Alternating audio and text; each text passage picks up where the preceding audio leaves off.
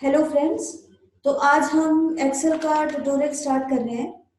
तो आज के एक्सेल के पहले वाले ट्यूटोरियल में जो हम बात करेंगे तो वो बेसिक एक्सेल की का इंट्रोडक्शन, उसमें एक्सेल में नेविगेशन और डेटा फिल करना और सिलेक्शन, रोज और कॉलम का सिलेक्शन। तो इतना हम आज के ट्यूटोरियल में कवर करेंगे। तो सबसे पहले अगर हम एक्सेल की बात करें तो माइक्रोसॉफ्ट एक्सेल या एमएस एक्सेल माइक्रोसॉफ्ट ऑफिस का ही एक फीचर है। जैसे माइक्रोसॉफ्ट वर्ड में हम अपने आर्टिकल्स के लिए आर्टिकल्स या फिर पोयम या फिर इस तरह का कोई डाटा, कोई बड़ा डाटा टाइप करने के लिए यूज करते हैं।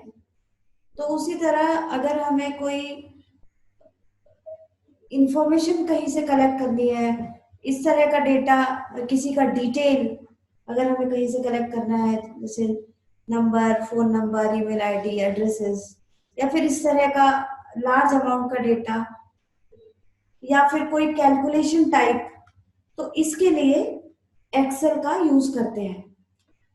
जहाँ पे माइक्रोसॉफ्ट वर्ड हमको प्लेन शीट प्रोवाइड करता है, उसी तरह एक्सेल जो है हमको एक रोज और कॉलम से बनी हुई स्प्रेडशीट प्रोवाइड करता है। तो इसमें क्या होता है कि ये पूरा एक्सेल, जैसे ही एक्सेल होता है, ये रोज और कॉलम की तरह बना हुआ आता है। जब हम एक्सेल की शीट खोलते हैं तो उसमें हमें प्लेन शीट नहीं मिलती है, रोज और कॉलम से बने हुए खाने खाने बॉक्स बॉक्स से मिलते हैं।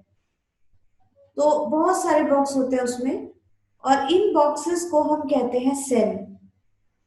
हर बॉक्स एक सेल है, जो मतलब इंटरसेक्शन होता है, अंदर का जो सेक्शन होता है रोज और कॉलम से बना हुआ, वो सेल कहलाता है। तो सबसे पहले हम ऐसा करते हैं कि एक्सेल को ओपन करते हैं। एक्सेल कैसे ओपन होगा? तो Desktop. अगर हम एक्सेल को हमें ओपन करना है तो हम विंडो दबा के EXCEL भी टाइप कर सकते हैं, या फिर EX कर देंगे और नीचे देखेंगे तो वहां पे एक्सेल का एक एक्सेल आ जाएगा वहां लिखा हुआ, तो वहां पे एंटर करेंगे तो हो जाएगा।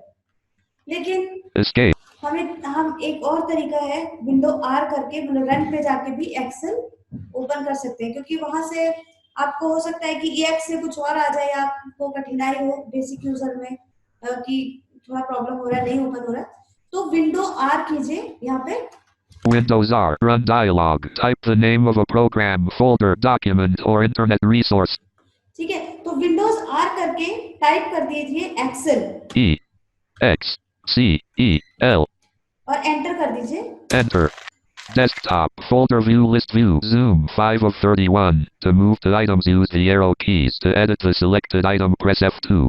Opening dash Excel. Opening dash Excel. Excel. New list box. Blank workbook 1 of 6. To move to an item, press the arrow. Faster. यहाँ पे ये कह रहा है ब्लैंक वर्कबुक। क्या होता था कि ऑफिस 7 और ऑफिस 10 तक हमारे पास जैसे ही हम रन पे EXCEL लिख के एंटर करते थे टाइप करके, तो वहां पे हमारे पास एक एक्सेल की शीट खुल के सामने आती थी।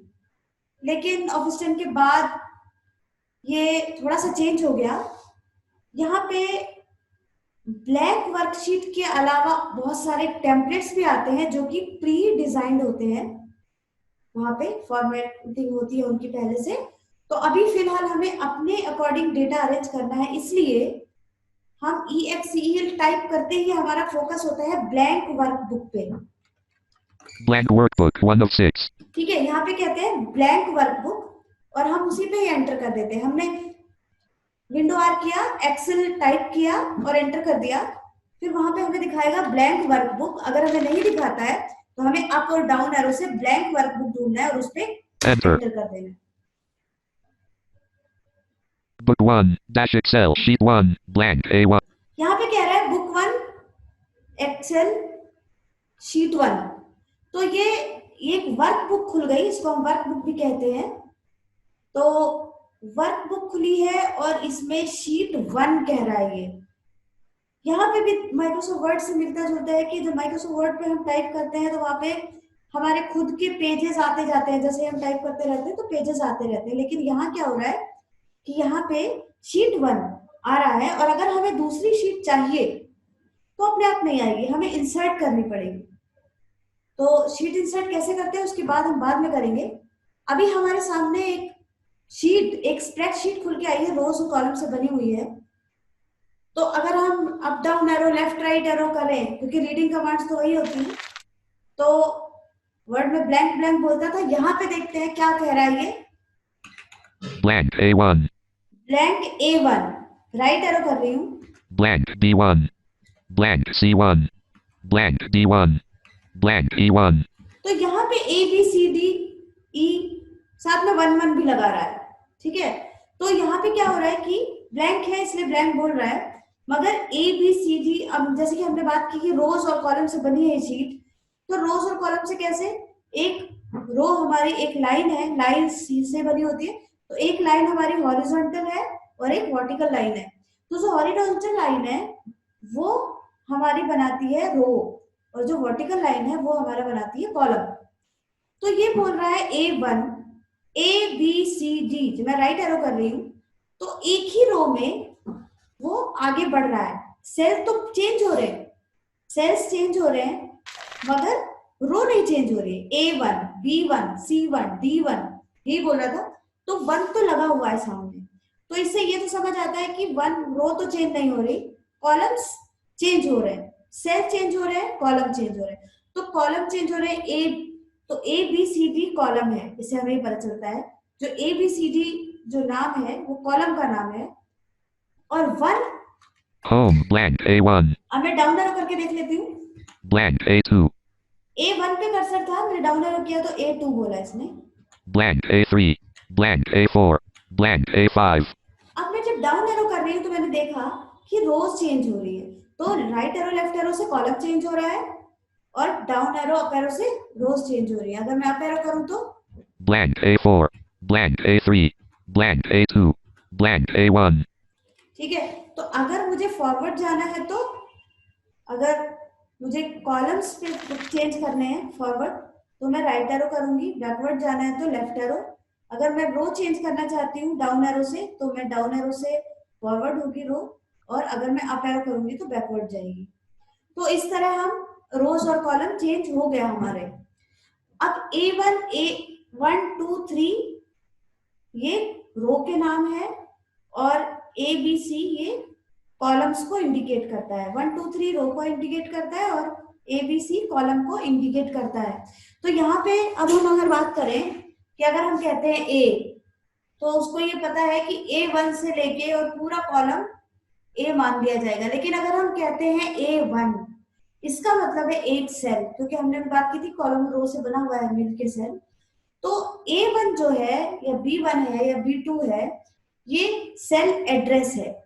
हर सेल का अपना एक एड्रेस है, किसी सेल का एड्रेस किसी से मिलता नहीं है। ऐसा नहीं हो सकता कि एक ही शीट पे D5 नाम के 2 सेल हो जाएं, एक शीट पे एक ही सेल होगा। तो इसीलिए ये चीज बहुत जरूरी है याद रखना, क्योंकि बाद में आपको प्रॉब्लम ना हो। इसलिए जो हमारा रोज है और कॉलम है, मतलब जो सेल एड्रेस है, वो हमें याद रखना होगा, A1 B1 C1 D1। ठीक है, तो इतना तो पता चल गया होगा। अब हम अगर बात करें कि बहुत सारे इसमें रोज और कॉलम्स हैं, अगर हम रोज की बात करें तो इसमें रोज है 10,48,576। Blank A1,048,576. Start. ठीक है, तो इतनी सारे रोज First cell. है इसमें। और अगर कॉलम की बात करें तो कॉलम इसमें है 16,384, इतने सारे कॉलम्स हैं। तो अब इसमें कैसे, ये किस तरह होते हैं। A1 अगर मैं कॉलम की बात करूं तो इसमें रो तो इसने बता दी 1 2 3 है, लेकिन column Blank XFD1. Start of new data. इसने बोला XFD1, तो ये First.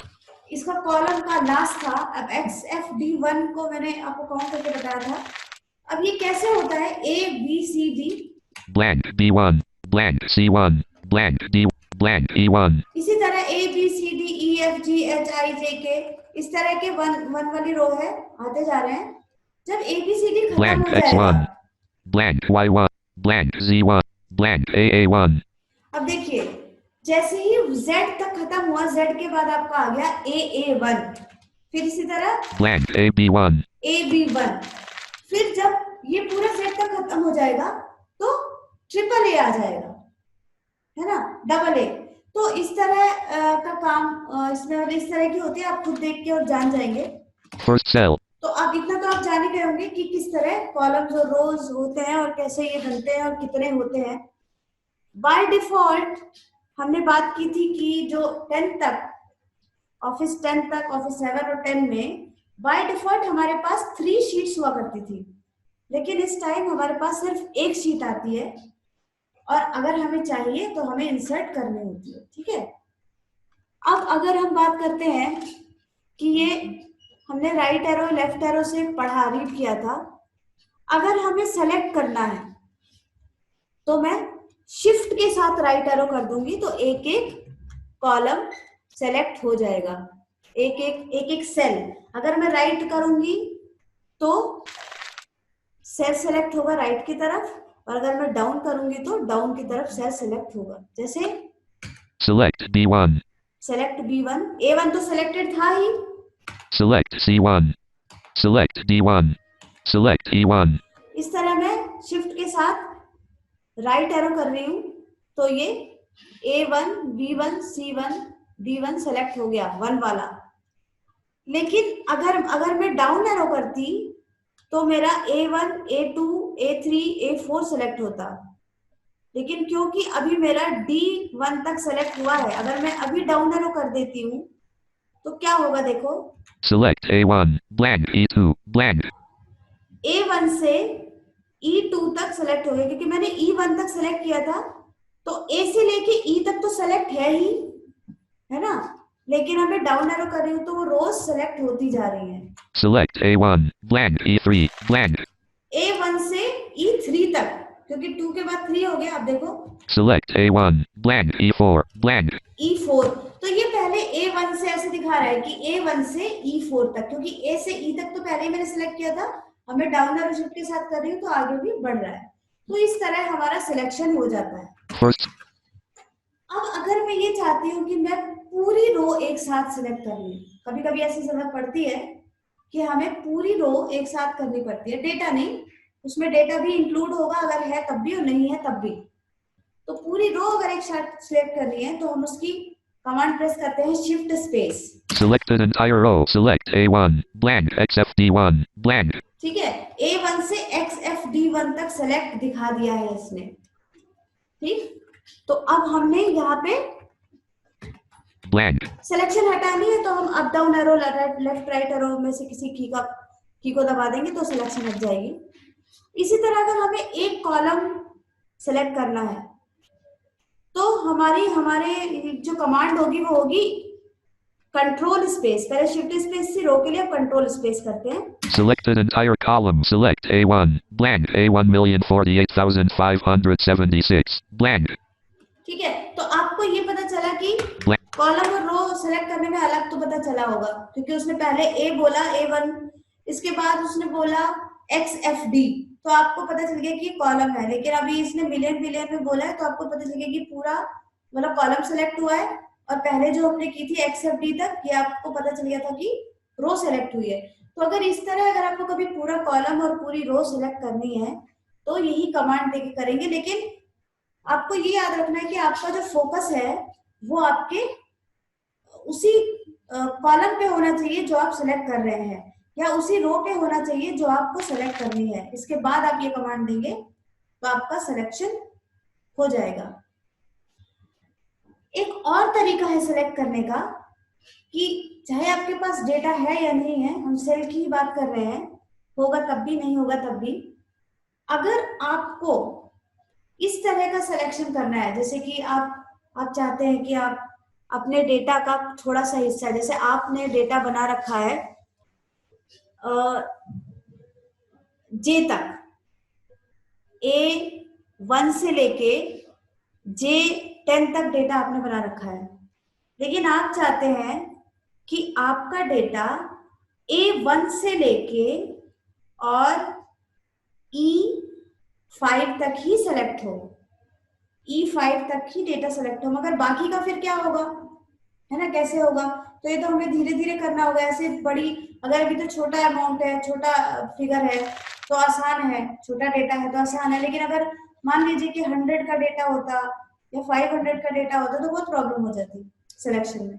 तो इसलिए कमांड होती है कंट्रोल जी करोगे आप, तो कंट्रोल जी से आप कहीं से भी कहीं तक, अगर आपको ये पता है कि डेटा कहाँ से मुझे कहाँ तक करना होता है, तो फिर आप वहां पे लिख के भी सेलेक्ट कर सकते हैं। कंट्रोल जी में क्या होता है, हमें सेल रेंज डालनी पड़ती है। अब यहाँ पे अगर हम रेंज की बात करें तो रेंज का मतलब होता है, ये तो सबको ही पता है कि रेंज का मतलब होता है यहां से यहां तक की रेंज है ना। तो से और तक, ये एक रेंज में आता है, एक दायरा, एक एरिया, ठीक है। तो यहाँ पे आपको रेंज कैसे डालेंगे हम सेल रेंज को, जैसे आपको A1 से लेके और F10 तक डेटा सेलेक्ट करना है, तो A1 से 10 F10 तक, तो A1 कोलन, मतलब पहले A1 मतलब से वाला डेटा और फिर तक वाला कोलन लगाएंगे, फिर तक वाला डेटा लगाएंगे। जैसे A1 कोलन F10 तो सेलेक्ट हो जाएगा। अभी देखिए कुछ Blank सेलेक्ट नहीं है, A2. Blank A1. यहाँ पे कंट्रोल जी कर रही हूं मैं, Control G. Reference colon edit. Type in text. Alt plus R. यहाँ पे रेफरेंस दे रही हूँ, यहाँ पे लिख रही हूँ A1 A1. Colon. Colon F1. 0. F10 और यहाँ पे मैंने एंटर कर दिया। Enter. Select A1. Blank F10. Blank A1. Blank F10. Blank. ठीक है, तो A1 से लेके Blank. और F10 तक का डेटा हमारा सेलेक्ट हो गया, या अभी अभी डेटा नहीं है तो सेल सेलेक्ट हो गया। तो ये तो हमारा की सिलेक्शन की बात थी, ठीक है। अब हम डेटा टाइप करने की बात करते हैं कि डेटा फिल कैसे करें इन सेल के अंदर। तो डेटा फिल करने के लिए हमको क्या करना है, सबसे पहले कि हमें सबसे पहले ध्यान रखना है कि पहले हमारे पास फील्ड होनी चाहिए कि आपको क्या चीज आपको फिल करनी है डेटा में, उसके हेडिंग्स, क्योंकि ये जरूरी है कि डेटा से पहले हम फील्ड डालें, हमें पता कैसे चले कि हमने डेटा में क्या फिल किया है। एग्जाम्पल, मैंने कुछ फोन नंबर्स लिख दिए, तो अब अगर मैं केवल नंबर नंबर लिख दूंगी तो मुझे ये पता नहीं है ना कि ये फोन नंबर लिखा है या फिर ये किसी के मार्क्स लगे हुए हैं, है ना। ये बात ठीक है कि फोन नंबर के डिजिट ज्यादा होते हैं, मगर अगर मैं कोई ईयर भी लिख दूं, अगर मैं ईयर में 4 लिख दूं और क्लास में भी 4 लिख दूं किसी बच्चे की, तो मुझे कैसे पता चलेगा कि ईयर है यही क्लास है। तो कई बार हमें डिफाइन करने में प्रॉब्लम होगी, ऐसी कई चीजें हैं जिसमें होगी। इसीलिए हमें हेडिंग का जो फील्ड्स होती है उनका ध्यान रखना चाहिए कि जो हमारी फर्स्ट रो होती है वो हमारा हेडिंग के लिए ही होना चाहिए, फर्स्ट रो। और जो से जहां से आपका डेटा फिल हो रहा है, जहां से आपका डेटा फिल हो रहा है उसकी जो ऊपर वाली रो है वो आपकी फील्ड्स के लिए होनी चाहिए। और जो कॉलम जहां से डेटा आप स्टार्ट कर रहे हो तो उस कॉलम का फर्स्ट कॉलम भी आपका फील्ड्स के लिए होना चाहिए, हेडिंग के लिए ही होना चाहिए। देखते हैं कैसे। एग्जाम्पल, कि मुझे एक बनाना है एक रिजल्ट, या फिर या मुझे एक डेटा लेना है, एक रिकॉर्ड रखना है एक बच्चे का, तो उसमें मेरे पास कुछ बच्चे हैं और मुझे उनकी नेम, एज और क्लास ये टाइप करना है। तो मैं पहले A1 पे आती हूँ। Blank A1. अब A1 पे मैंने यहाँ पे लिख दूंगी नेम, क्योंकि मुझे पता हो जिससे N. A. Edit. M. E. अब नेम लिखने के बाद मुझे राइट एरो करना होगा आगे बढ़ने के लिए, लेकिन टैब और शिफ्ट टैब से भी आगे बढ़ा जा सकता है। तो हमें कोशिश ये करनी चाहिए कि जैसे हम वर्ड में टेबल में आगे बढ़ते थे टैब से, तो यहाँ भी टाइप करते समय हमेशा हम टैब से आगे बढ़ें। अगर हमें अगले कॉलम पे जाना है तो हम टैब का यूज करें, और जब हम रीड करते हैं उस टाइम पे हम राइट एरो और लेफ्ट एरो का यूज करें। क्योंकि देखिए, अब हमने टैब की, इससे फर्क पड़ता है, वो बताऊंगी आपको। अब मैं टैब कर रही हूँ, मैंने नेम लिखा, टैब किया, blank B1, अब यहाँ पे आ गया B1, blank यहाँ पे लिख B1, देती हूँ क्लास, या फिर एज लिख देती हूँ, A, G, E, एज लिखा, और अब मैंने टैब किया blank C1, C1, और यहाँ पे अब मैंने लिख दिया class. C, L, A, S, S, ठीक है, तो यहाँ पे क्लास लिख दिया मैंने। अब जैसे ही मैं क्लास लिख दिया, अब यहाँ पे एक और चीज है कि यहाँ पे टैब टैब टैब टैब से करते रहेंगे तो वो कॉलम आगे बढ़ता ही रहेगा, बढ़ता ही रहेगा। अगर मैं टैब करूं तो D1 आ जाएगा, फिर टैब करो तो E आ जाएगा। जैसे टेबल में तो वो अगली रो में पहुंच जाता था ना, मगर यहाँ वो अगली रो पे नहीं जाएगा, क्योंकि ये तो रो बहुत बड़ी है, वहां तो छोटी रो होती थी, तो ये बड़ी रो है, इसलिए हमें यहाँ पे यही देखना पड़ेगा कि हमारा कहाँ तक फील्ड है, उसी सेल तक ही हमें जाना है, उससे आगे हमें नहीं जाना है। अगर हम टैप करेंगे तो आगे जाएगा, वो लाइन नहीं चेंज करेगा। तो अगर हमें लाइन चेंज करनी तो हमें एंटर ही करना पड़ेगा। जैसे ही हम डेटा लिख के एंटर करेंगे तो वो नेक्स्ट लाइन में चला जाएगा, नेक्स्ट सेल पे चला जाएगा। ठीक, एंटर कर रही हूँ, enter, blank A2, अब देखिए सीधे वो एंटर किया मैंने, A2 पे आ गया हमारा कर्सर। A1 से मतलब सीधे A1 B1 C1 से लेके सीधे एंटर करते ही मेरा A2 पे कर्सर आ गया, मतलब सेकंड लाइन के पहले वाले कॉलम पे आ गया जहां मुझे नाम लिखना है बच्चे का। लेकिन यहाँ एक और चीज है कि जैसे ही मैं यहाँ पे, ये ऐसा इसलिए हुआ क्योंकि मैंने टैब टैब से किया था।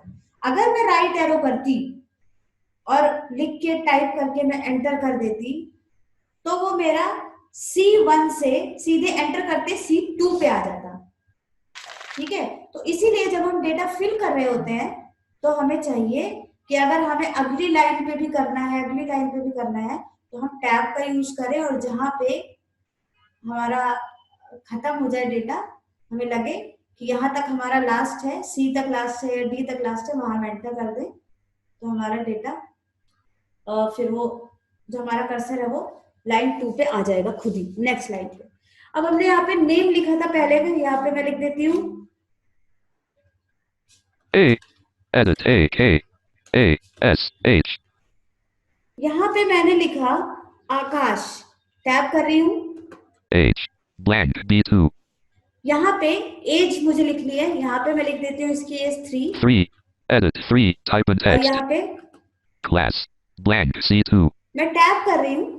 अब यहाँ पे मैं क्लास इसके लिख देती हूँ 0, 0, edit ठीक 0, है, type in text, एंटर कर रही हूँ। enter, blank A3, अब A3 blank आ गया, A3, A3 में वही नेम है, यहाँ पे लिख देती हूँ B, edit A, B, U, Babu, tap कर रही हूँ H, blank B3, इसकी 4, 4, edit 4, class, blank C3, यहाँ class K, edit G, KG लिख दिया, enter, blank A4, यहाँ पे नेम blank लिख देती A4, हूँ B, I, T, T, U, Bittu, H, blank B4, यहाँ पे इसकी क्लास लिख दी 5, 5, edit 5, class, blank C4, S, T, और लिख दी फर्स्ट।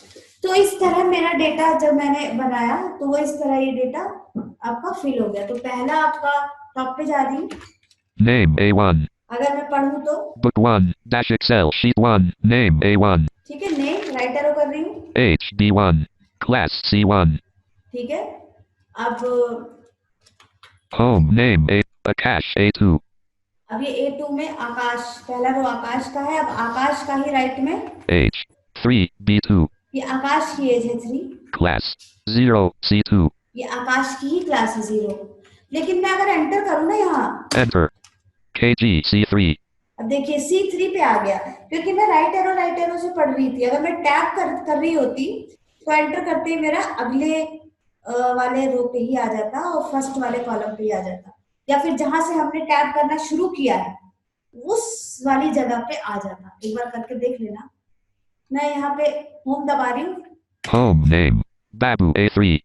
होम से हम सेल के फर्स्ट वाले कॉलम पे बिल्कुल आ जाते हैं, बिल्कुल प्रीवियस वाले कॉलम पे, लाइन के बिल्कुल शुरू में।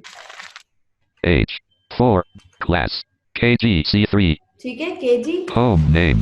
Babu. Bidu A4. और बिट्टू, इसी तरह बिट्टू की भी। H5. Class. First. Blank D4. ठीक है, अब चलिए ये चीज तो ठीक है, हो गया हमारा। अब हम एक चीज देखते हैं यहाँ पे कि ये हमने डेटा फिल कर दिया हमने।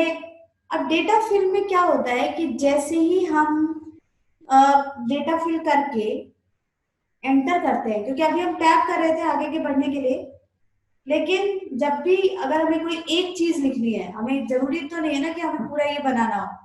अगर कोई भी चीज लिखनी है तो टाइप करके हम एंटर करते हैं। एंटर का मतलब है कि आपका काम कंप्लीट हो गया है, अब आप इसको मतलब आपका फिल कंप्लीट हो गया है एंटर करके। तो फिर जैसे आप एंटर करते हो तो आपका कर्सर है वो दूसरे सेल पे चला जाता है। Example, Home name. Blank A5.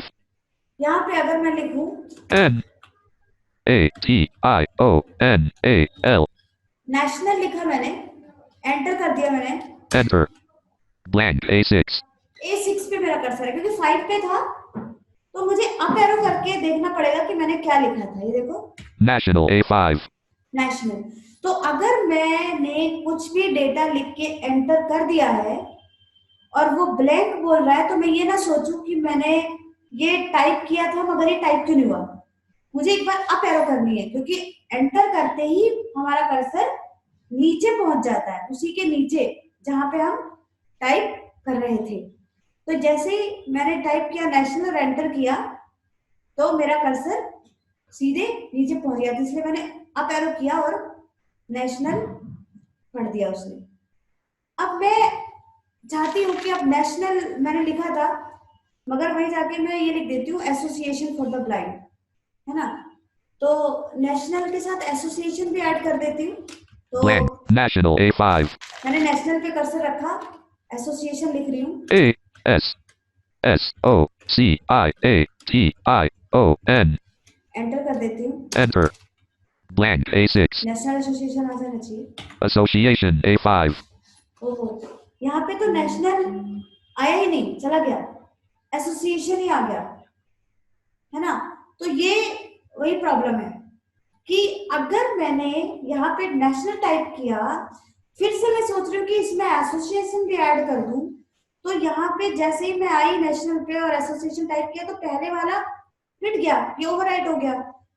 तो इसके लिए मुझे अगर कुछ एडिटिंग करनी है तो मुझे F2 दबा के एडिटिंग करनी होगी।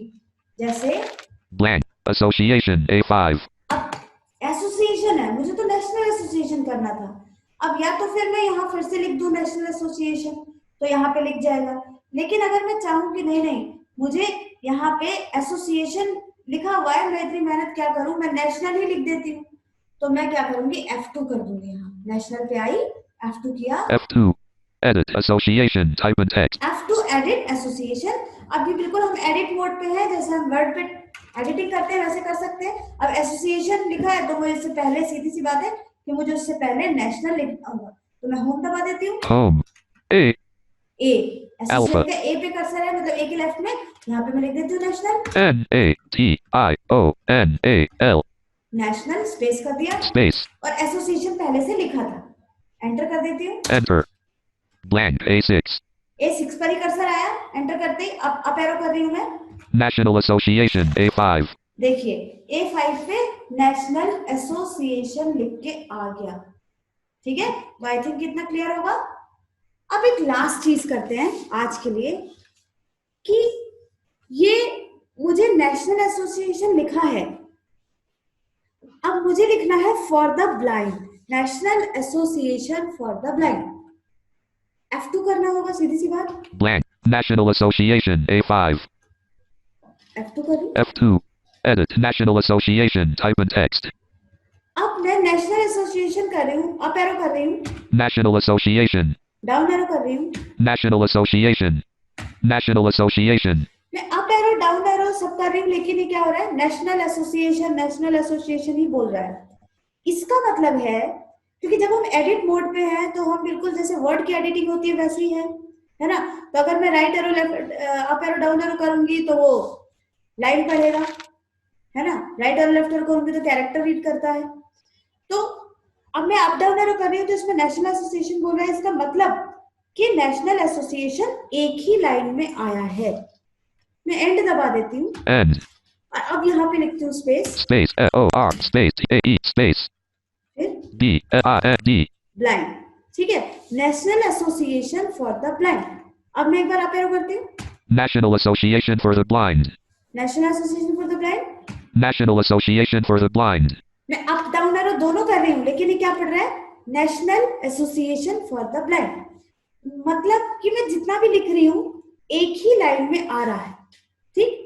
अगर मैं सोचूं, क्योंकि इसमें तो हमारा कैरेक्टर का लिमिटेशन है कि अगर मैं, अब ये तो है नहीं ना कि मैं अगर एक बड़ा सा नाम लिख दूं वो भी ओवरफ्लो होने लगता है ना. कॉलम से बाहर जाने लगता है, सेल से बाहर जाने लगता है. छोटा सा सेल है, बड़ा तो नहीं है. तो national association for the blind एक ही लाइन में आ रहा है. अब मैं चाहती हूँ कि नेशनल एसोसिएशन एक लाइन में आ जाए, फॉर द ब्लाइंड अगली लाइन में आ जाए. लेकिन अगर मैं एंटर करती हूँ तो ये तो कंप्लीट हो जाता है, तो फुलफिल हो जाता है. तो इसके लिए मैं क्या करूँ, तो इसके लिए मुझे ऑल्ट एंटर करना होगा, है ना. एग्जाम्पल कि मैं यहाँ से मिटा देती हूँ national association for the blind. Select blank. यहाँ मिट गया. देखिए अप एंड डाउन कर रहे हैं. Blank. Blank. Blank. ठीक है, मैंने यहाँ कंट्रोल ए करके डिलीट दबा दिया, सारा मिट गया. यहाँ पे मैं लिख रही हूँ national association, national N-A-T-I-O-N-A-L space association, A-S-S-O-C-I-A-T-I-O-N. Association. Okay, national association एक लाइन में लिखा. फॉर द ब्लाइंड अगली लाइन में लिखना चाहती हूँ. Alt enter. Alt enter. यहाँ पे लिख रही हूँ F-O-R space T-A-E space B-L-I-N-D. Association for the blind. Enter कर देती हूँ. Enter. Blank A6. National Association for the Blind A5. देखिए आपने एक भी एक चीज और देखी होगी कि यहाँ पे national association for the blind थोड़ा सा रुक रहा है. ठीक है, देखिए Blank. National Association for the Blind A5. Blank. National Association for the Blind A5. ठीक है. चलिए, अगर यहाँ से भी नहीं भी पता चलता, एंटर कर दे. यहाँ पे और ये F2 कर देते हैं. F2. Edit National Association for the Blind. Type in text. National association for the blind आ रहा है. आप एरो करते हैं. For the N. Association. National. National. बड़ा है ये. Select blank. N. A-T-I-O-N-A-L. National. Enter किया. Alt enter. ऑल्ट एंटर किया मैंने. Association. A-S-S-O-C-I-A-T-I-O-N. Association. Alt enter. F-O-R space T-A-E. For the Alt enter. Blind. B-L-I-N-D. ये मैंने 3 लाइनों में लिखने की कोशिश की. For the on Associati. National. National. Associati. Home. Blank. A-S-S-O-C-I-A-T-I-O-N. Blank.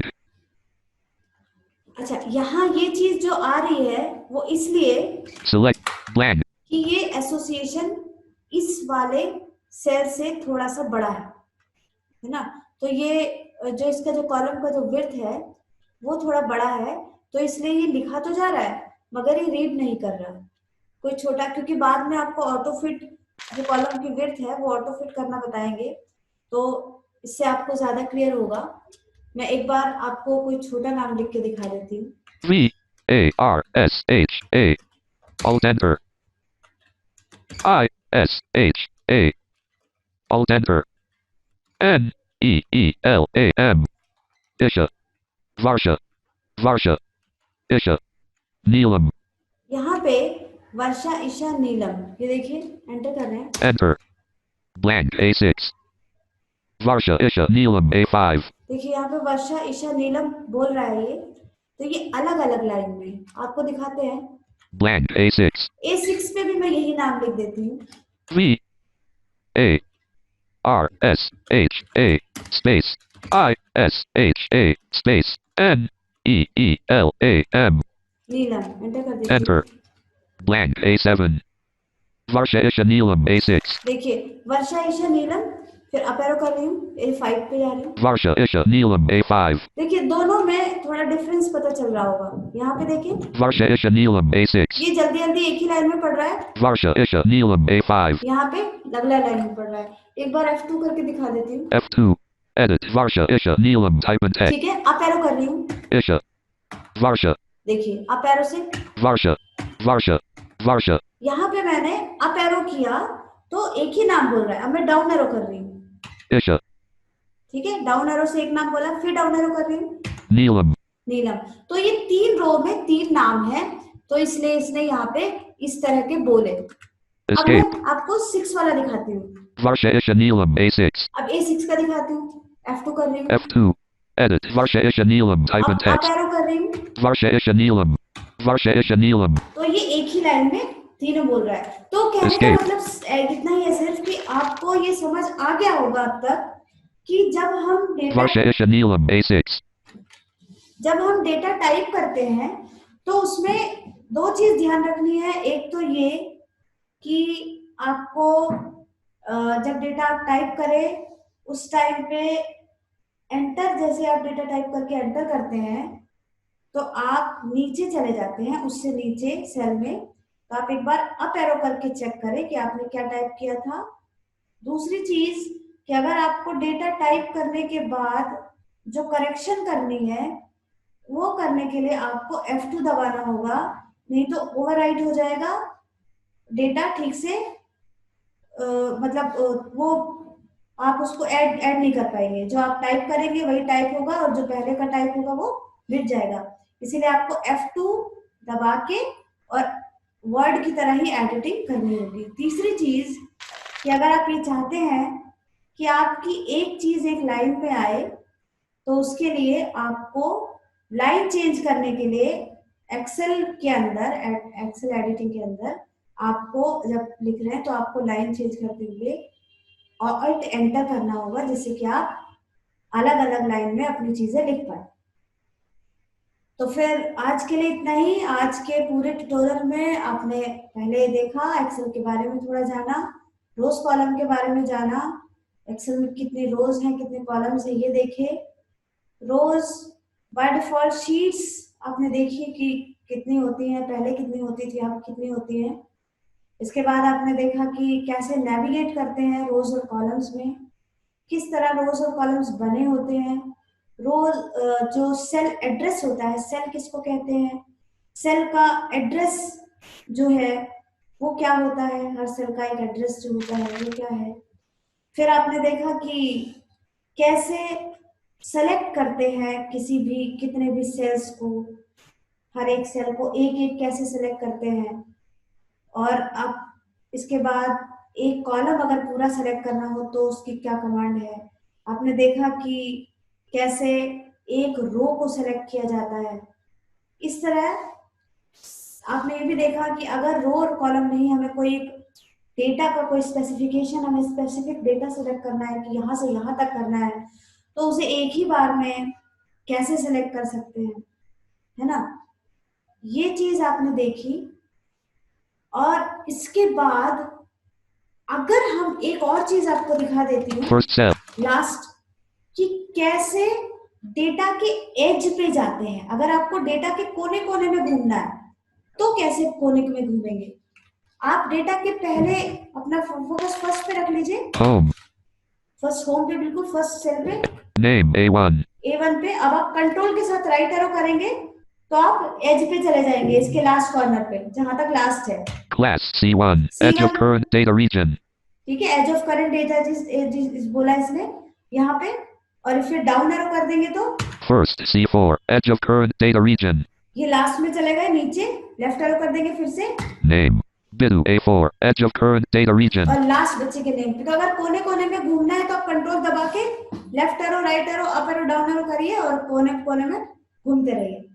तो आज के लिए हमारा सेशन यहीं पे खत्म होता है, और अगले सेशन में फिर से दूसरे ट्यूटोरियल के साथ मिलेंगे। Thank you. Meeting controls. To move to an item, press the arrow keys. Meeting